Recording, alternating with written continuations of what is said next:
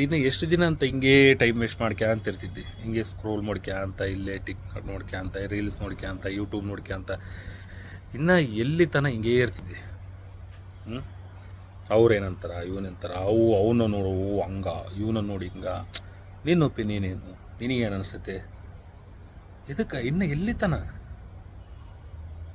ಅವ್ರಂಗಂತಾರ, ಇವ್ರಂಗಂತಾರ, ಎಲ್ಲೇ ತನ ಹಿಂಗೆ ಹಿಂಗೆ ಹಿಂಗೆ ಇದ್ಬಿಡ್ತೀಯ.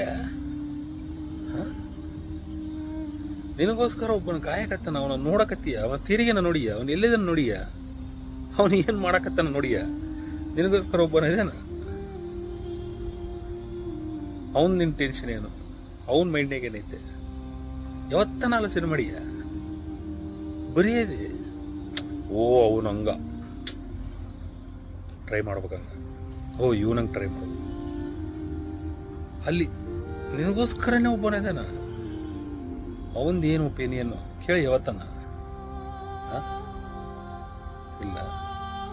ಮಾಡು, ಸ್ಕ್ರೋಲ್ ಮಾಡು.